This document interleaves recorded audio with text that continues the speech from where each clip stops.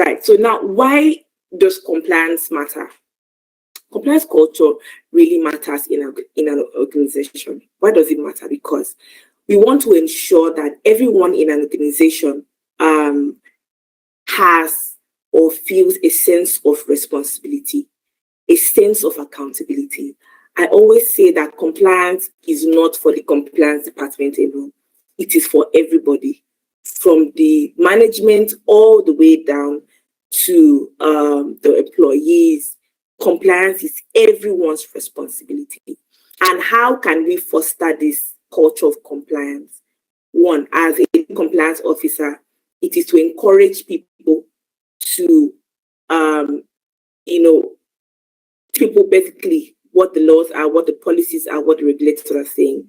And then, of course, partner with the management buy-in, ensuring that the management even understands what compliance is all about, partnering with them and, encouraging them to, let people know or, when there's leadership buy-in or once there's management buy-in, once the CEO speaks or when the management speaks, everyone listens. So imagine that the top guys are able to understand what compliance is, and in their actions and their processes, compliance is not taken as a joke. What's going to happen to the other department? They are going to follow suit. So we foster that culture of compliance by ensuring that everyone knows what is expected of them, internal policies and otherwise, ensure that there are trainings with different departments, ensure that departments know that, hey, compliance is not the bad guy. We are here to assist you, to help you in the quest to innovate and, get things rolling. So once you are able to let a department know that, and get the company to see that, compliance culture becomes a lot better. So let me say something here. When you see a company that complains about compliance, when you see a company that complains about compliance, you get to hear things like, compliance again. Those companies usually have issues because, one, they don't take compliance seriously. There is no culture of compliance in there.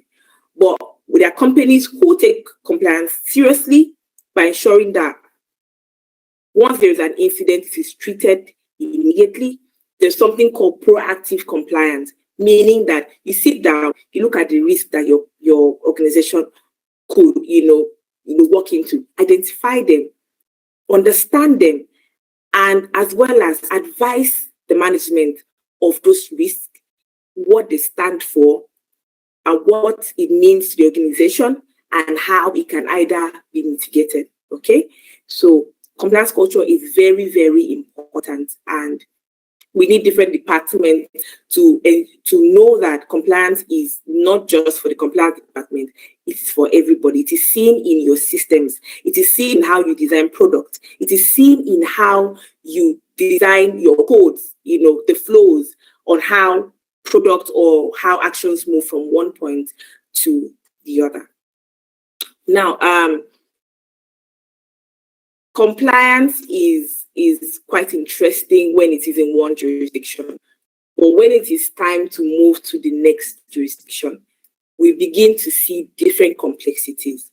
And why is that? Jurisdiction A may ask you, hey, we just need from you your ID card. And that's fine. You provide that. We need ID cards of your users. You can provide that. You move on to jurisdiction B.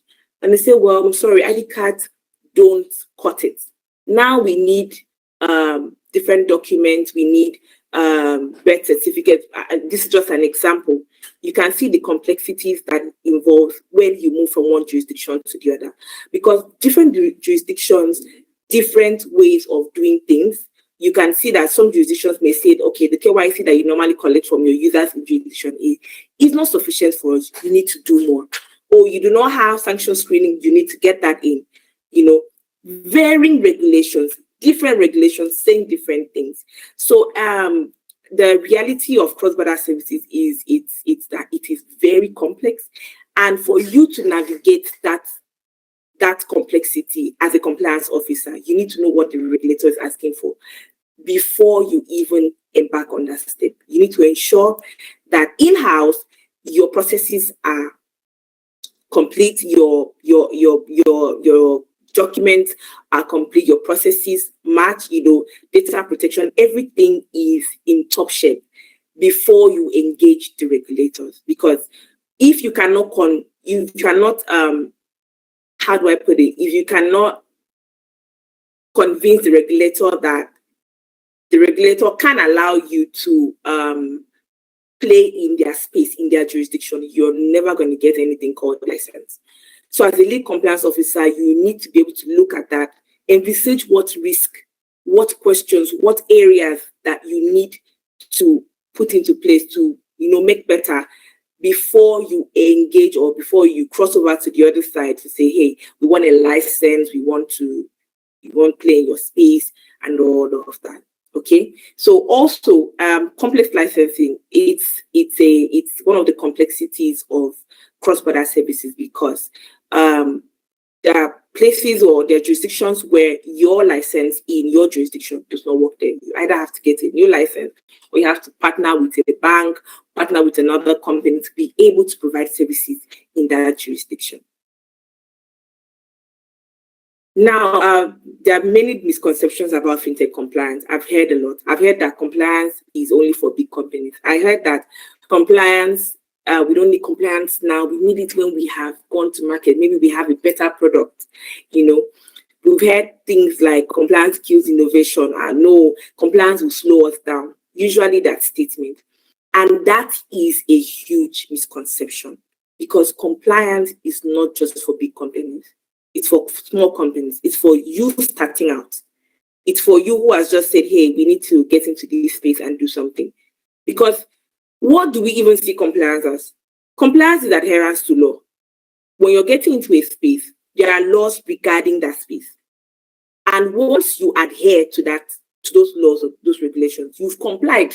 You've basically done the act of compliance, right? So compliance is not just for big companies, small companies, startups with small team members or little or maybe a small range of numbers need compliance to be able to show the regulator that they know what they are doing and that they are ready to adhere to the rules and regulations that industry stipulates. Okay. Also, compliance does not kill innovation, and I'll tell you why. The moment that compliance is introduced, immediately, as soon as you start building a product, you get your team in and say, hey, we're about to launch this kind of product. Compliance has to be there. Because once compliance is in at the beginning of the discussion, there is no way that it can kill innovation. It is mostly going to assist or enable you to move faster once compliance is introduced in the early discussions, okay? Also, compliance is not legal's job alone. I know that compliance is adherence to law, but it is not legal's job alone. As compliance officers, we ought to know the law. We ought to be able to interpret that law. We ought to be able to interpret it such that we can advise the management, we can advise our employees on the best action to take or what we even understand, right? So it's not just legal job alone. Compliance is not also the responsibility of the compliance department, as I've already said. It is the responsibility of every department in your company. So these misconceptions have been flying around a lot, but once you are able to see that once compliance is in your process, you move faster, then you can definitely innovate to whatever height you want to take your business to, okay? So like I said, translating what the regulator says into how our systems, our controls are going to be, what products, what services we are giving to people, okay? So yeah, my role is to translate that to something easier for the management to see and to understand. Now, my role is also to identify the risk involved in the business, in whatever product or services we are about to, send out. My role is to identify it, understand it, and communicate same to the management so that decisions can be made. So my role is the role of a business partner. I'm not a cost center. The compliance department is not a cost center, like I said. It's not a cost center. We enable the business by doing what? By providing the what's it called? Answers to questions. Basically providing the company with the right decisions or the right recommendations for decisions to be made. Okay, so as a lead compliance officer as well, my company usually needs me to be proactive, which I am. We ensure that before anything happens, we know the risk before any incident happens. So that is mainly the role of a lead compliance officer. So what did I say? We ensure that we translate, whatever the regulator says into simple information for the management to know and to make their decisions. So it is very important that we embed compliance across all teams, product, marketing, operations, wherever. Why is this so? So that when a product is being built, the department, the employees in that department already have a sense of how the product should go, what would constitute compliance and all of that. Now, I like to say that in a department, in departments like this, where compliance is embedded, you see situations where before a document is sent out or before an email is sent out, compliance is consulted. Hey, compliance, we want to send this document out. Can you go through it and let us know that we are not sending anything misleading, we are not lying, because these are the rules and regulations that an organization that has marketing has to adhere to. So that happens, So as well as products as well, products comes and says, hey, we want to build this. What do you think about it? These are our flows. Tell us where we could have issues or what the regulator says about moving money from this point to this point. And then let's say, for instance, they are moving money. They don't exactly know, as the compliance person. So they want to move money to, let's say, a restricted jurisdiction. We want to send money to North Korea, right? And then you're like, okay, they give it to you. And then you're like, oh, no, you can't move money to so and so countries. Can you now see that? Imagine that product goes ahead to do it without compliance, without having, consulted compliance. Once it is out, compliance just has to say, hey, you need to remove this thing. And what happens? It slows down time. It slows down innovation because product has to come back and redo the process all over again. So imagine that they had said it, in the first instance, hey, compliance, we want to send this out. What do you think about it? Compliance says, take out these countries. You cannot send money here because the regulators do not allow that. And then speaks to engineering and says, hey, we need a geolocation service that can stop any of our customers or stop us from moving money from a compliant jurisdiction to a non-compliant jurisdiction. That way it is solved immediately. So embedding compliance across all teams ensures innovation, supports innovation, and does not kill it. Okay, so these are the challenges that we face in compliance. Okay, so we have issues like licensing delays.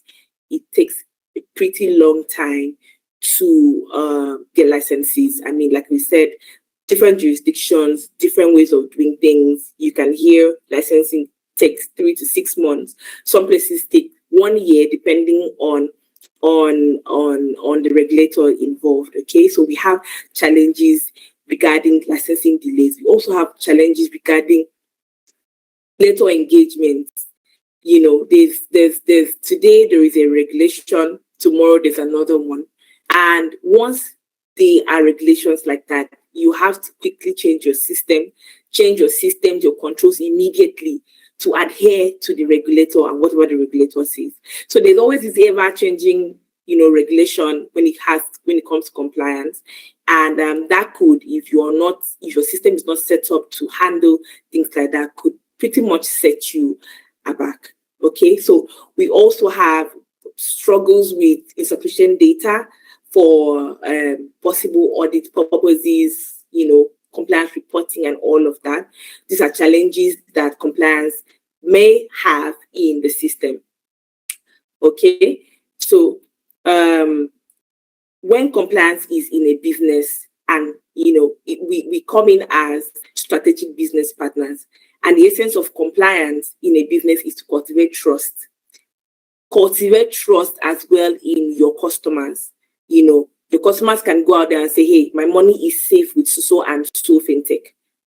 And how does that happen? When compliance drives innovation internally, these are the things that you get to see. These are the things that manifest externally. Okay, so compliance also helps us banking relationships. There's high investor trust in the system. Your investors trust you that your systems are good, your controls are good, and therefore their money is safe. So that happens when compliance is seen as a strategic business partner, is seen as a brand and business protector. You get to see all these wonderful manifestations. Okay, so when compliance creates value, we see faster approvals, we see reduced enforcement costs. Imagine that you have a proactive compliance.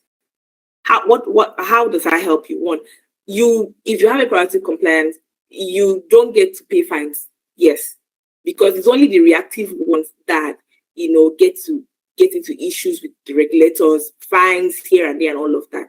So when compliance creates value in a system, you get to see reduced enforcement costs. You get to see stronger partnerships. People want to do business with you. Other companies see you and once they know that your systems and your controls are good, they want to do business with you. You have smoother expansion. What does that mean? If you want to move to another jurisdiction, and during events like that, the regulators ask you for your documents. It's called due diligence. They want to do their due diligence. Imagine that they see that compliance is top notch in your system. Immediately, they have this high level of trust for your system. And what does that mean? It gives you smoother expansion. It makes the company, how do I put it, have this brand of trust that whenever anyone sees that company, they know that, okay, this company is to be trusted. Why? Because compliance has done the work internally. So we'll talk about emerging trends in fintech regulation, and the most popular of them has to be digital asset regulation. I think that ties with AI governance as well, but digital assets regulation. We know that before now, we saw digital assets as decentralized, as things that we could not track and all of that. And that led to a high level of fraud, uncertainty. Imagine just putting your money into something. They say, buy this coin, do this, buy this digital asset, do this and that. And then tomorrow, you can't see, you don't know how it moved, who to speak to, nothing. And that really left or even continues to leave certain customers in despair and all of that. So it's a good thing that we are beginning to see different jurisdictions taking digital asset regulation seriously, ensuring that if you want to be in that space, you must develop frameworks that, identifies your customer, protects your system and controls, and also give you a sense of responsibility. Okay, so we also see trends in AI governance. We see trends in data protection enforcement. Data protection is really ramping up and it's being taken very seriously. Okay, and we also see trends in cross-border payment as well. The ability to harmonize the international rules for seamless transactions is something that is ongoing. Because imagine being licensed in, let's say, one African country. Wouldn't it be nice that we can do business in another African country without going through the hoops of, several complex processes? So we are seeing these trends in cross-border payments. We are seeing trends in third-party risk management as well. So what are the skills that a future compliance professional needs to have to be able to be the best compliance professional ever? I like to say that the first thing for me is to have sound judgment, the ability to be analytical, to look at things, to look at the fine lines, to trust not just your guts, but trust your skills, trust your learning. So once you have sound judgment, your sound mind, to look at the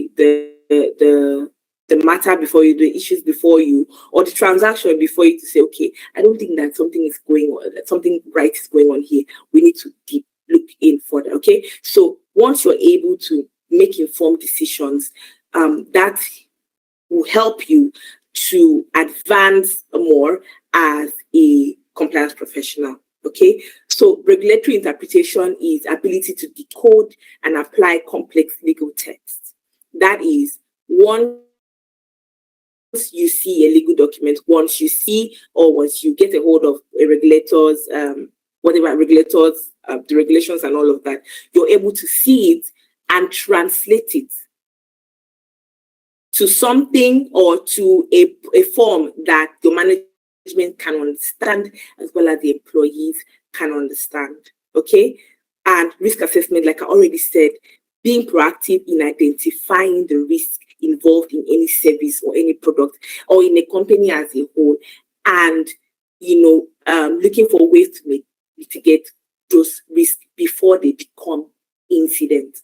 Okay, so you also have data literacy, be able to leverage data for compliance monitoring and insights, as well as stakeholder management. What does that mean? Effectively engage your stakeholders. Who are the stakeholders? It's not just internally. Your customers are your stakeholders. Your investors are your stakeholders. Your regulators are your stakeholders. So the ability to effectively engage with them, with all parties, understand what they need, understand how you can get that to life, is a skill that is needed for a future compliance professional. And career for law students, I can say that you should focus on financial law and regulations, and if possible, apply to different organizations and ask them to want to intern in there. It's pretty interesting. So once you're able to get in there, you get to see what compliance is all about and ask yourself, is this something that I can do? Because I can tell you that compliance is a very, very, very interesting sphere, or should I say area for anyone. I would always advise people, if you want to go into compliance, be ready, because no 2 days are the same.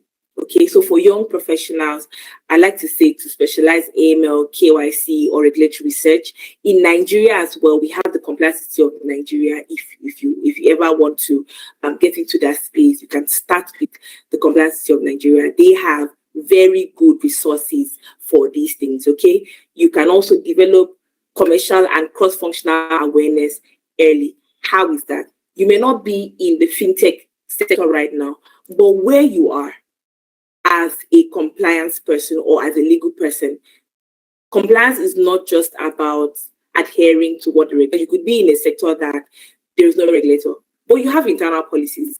You start from there.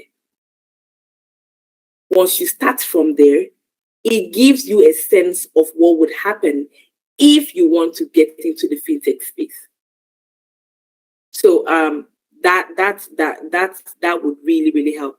And for me, I'd like to say that my path to compliance was not linear. It was not that I stepped out from school and immediately said, oh, this is what I want to do. I have been in different industries, and prior to joining the fintech sector, I was in the maritime space. And in that space, I was able to apply compliance to the things that I was doing. I mean, engaging with regulators, engaging with the different stakeholders, both internally and externally, and ensuring that the organization that I worked for was compliant. We had filed our document, ensured that we had everything in place before the regulator comes working. Okay. So what's my advice to aspiring compliance professionals? Cultivate curiosity, ask questions, seek deeper understanding, ask different questions, challenge the status quo. I always tell my team, I say, own your actions and your decisions. And if you come to me with something and say, hey, I don't think that this is right. I always ask my team or my team members, I ask them, why do you say so? Give me your just let me know why you think so. And then I always discourage them, backing up. I tell me what it is. You might be telling me something and challenging my own position, and I'll be like, okay, what you're saying is right. So don't be afraid to ask probing questions. Please challenge the status quo and learn beyond textbooks. Reach out to compliance professionals in different fields. Ask them questions. Ask them how to go ahead. Ask them how to grow from one point to the other. Okay, and then get to understand your business model. It's one thing for you to be a compliance person, but you must understand the business that you are even being or acting as a compliance professional for. You must understand, how is this business, how does it want to grow, and how can I support the growth of this business as a compliance professional. So that's something that is very important. Once you're able to show your company that, once you're able to show your organization that, you are then seen as a business partner, because hey, it's not just compliance you're doing. You're looking out for the growth of the business. You're advising on jurisdiction that we need to look at. You're advising on different things, and then next thing you know, you are given a seat at the table to contribute more. Okay. So with the most promising compliance areas that, if you're interested in compliance, you can look at payments. Definitely, it's the most promising one. Look at crypto and digital assets. Like we said, these are emerging trends. These are emerging areas. These are areas that regulators are really looking at, and they need sound compliance professionals to man the seat of compliance in this area. So if you're interested, crypto and digital assets, amazing. Data protection and AI governance, that's another promising compliance area. Cross-border compliance, imagine working with an organization that plays in different jurisdictions. That is very promising. So look at that. Look at that as well. And I may not have added it here, but the real estate sector is an area where compliance also is seen to play. So if that's an area that you want to look at, definitely, because regulators already have their eyes on the real estate sector. So the key takeaways that we can look at here, I want us to take away with us, is compliance is a critical enabler of business strategy. Like I said, compliance can be a business partner. It can support growth. It does not kill innovation. As far as you introduce them early on in your discussions, then you would see exponential growth. I can say that. Now, also make sure that as a compliance professional, anticipate regulatory changes. Feel the pulse of your regulators. What are they saying about certain topics? Okay? Feel the pulse. Contribute as well. You can always reach out to the regulator to say, hey, on this topic, these are the things we are seeing. Is it possible that we can do things so and so way? Engage with your regulators, because they don't understand. I don't want to say that they don't understand as much as they do, but they also want your input. They want to be able to bring out regulations that will help your business, that will support your business. As a compliance professional, you must always think to engage with the regulators, to tell them, hey, we're supporting, this is what we see, this is what we think should come in to help the fintech business. Okay. You must also embed ethical conduct and regulatory adherence throughout the organization. As a compliance professional, it is paramount that you ensure that everybody in the organization, from management all the way down to the employees, know that there are consequences to actions. Know that they need to foster, or they need to grow a culture of integrity. Own their actions and their decisions. Adhering to the regulations throughout the organization.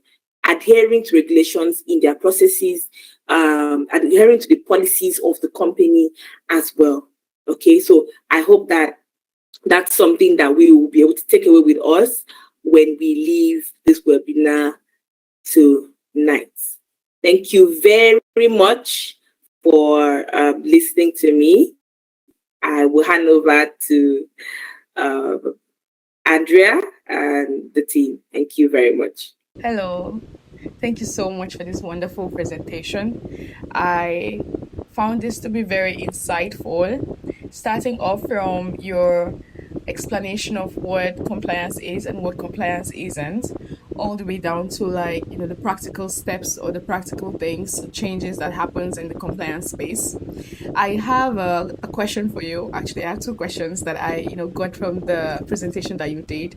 But I also want to mention to our listeners that if you have any questions, you can just put your questions in the chat, and I can help you ask those questions to our speaker here. My question to you, when you were talking about emerging trends, you mentioned quite a lot of them, but I just want to know your personal, should I call it prediction? Which of these areas do you think is going to be very difficult for us to navigate through? Is it the AI part of it? Is it third-party regulations? Is it data protection? Which one would you say is the top when it has to do with emerging trends that is happening in the compliance space? Okay, so I think that's going to be, for me, that's going to be the crypto and digital assets. Okay. And that is mainly because of the nature of the whole of digital assets. It's decentralized. When you're sending money to the next person, you don't know. Let's say, for instance, you're sending digital assets from one place to the other, right? To one wallet to the other. How do you identify the owner of the wallet on the other side? Questions like this has gotten regulators to a point where they have to sit down and really understand what that business is all about. And they've seen that it's a very high risk business.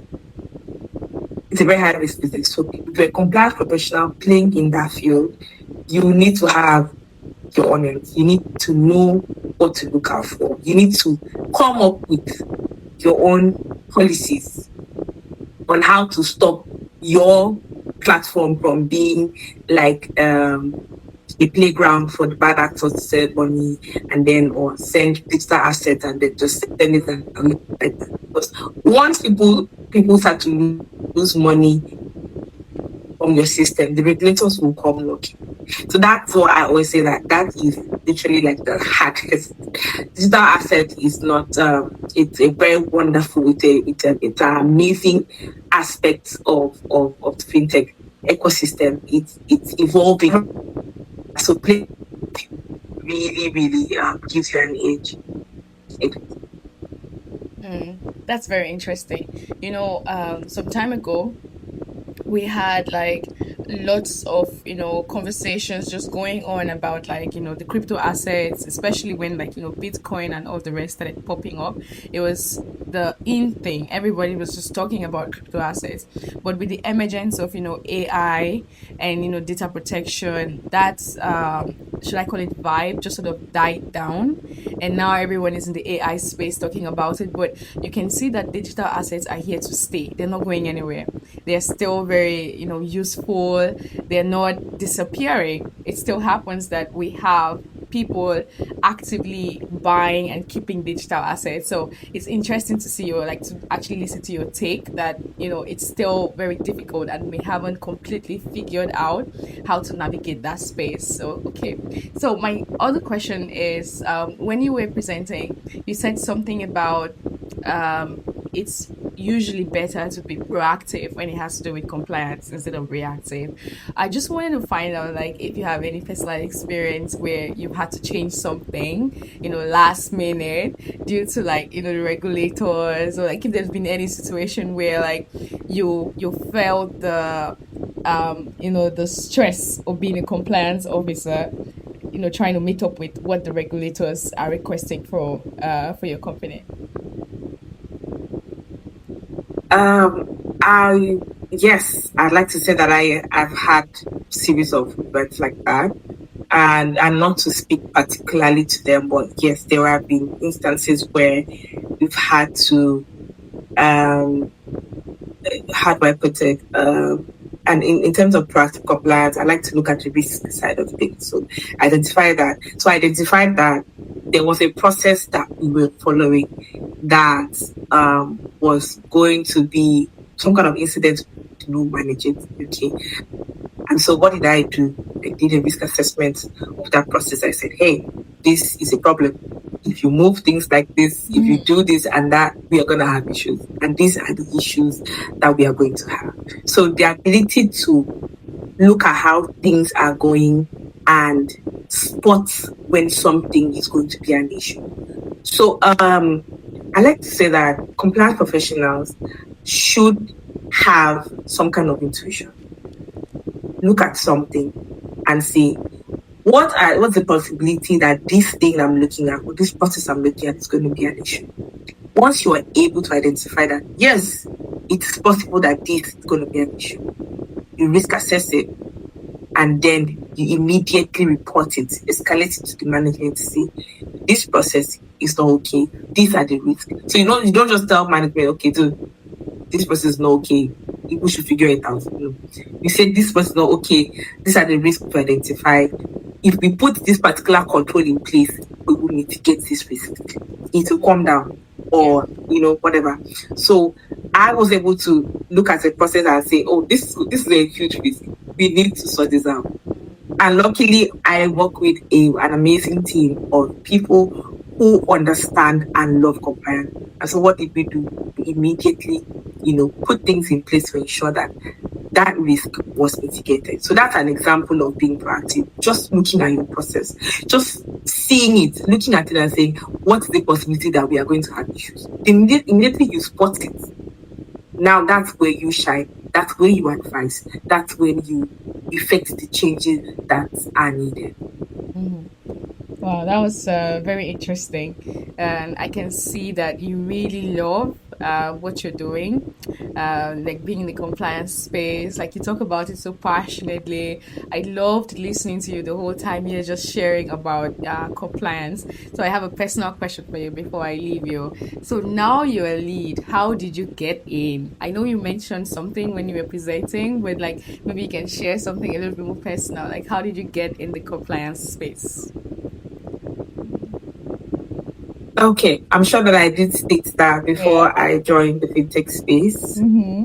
I was in the maritime space. And I mean, I just sat down one day. I'm just going to put it as it is. I sat down one day and I read something about compliance. I was like, okay, so yeah, what's compliance all about? And then when I found out, like, that's what I do here. Okay, so that's what I do here. And then the next thing I did was I found out what course to take. I started with Compliance City of Nigeria. Then I moved to ACAMS, Kafka. I'm Kafka certified, by the way. And I knew what I wanted to be. I knew that I wanted to be a compliance officer. So what did I do? I asked questions. I did those courses. I passed my exams. The next thing I did was that I offered services to a payment space, an up and coming payment space. I said, hey, I'm just going to give you what's this. As a lawyer, I already have the foundational knowledge of interpreting laws, of knowing what to do. Basically, we have the basis as lawyers. So it was not hard for me to transition to compliance. All I need to do was, learn, ask questions, pass my exams, and offer my services. I can remember that it was a bit tough, trying to, before I was able to land the consultant position. It was a bit tough because people look at you and be like, oh, well, you've not been in the fintech space. What do you mean? And I'm trying to tell them, hey, I've not been in the fintech space, but I know what compliance is. What did I also do? I looked at my CV and I put it together to show my knowledge of compliance, even in the space that I worked in, which at the time was maritime. Okay, and so that's how I got my first.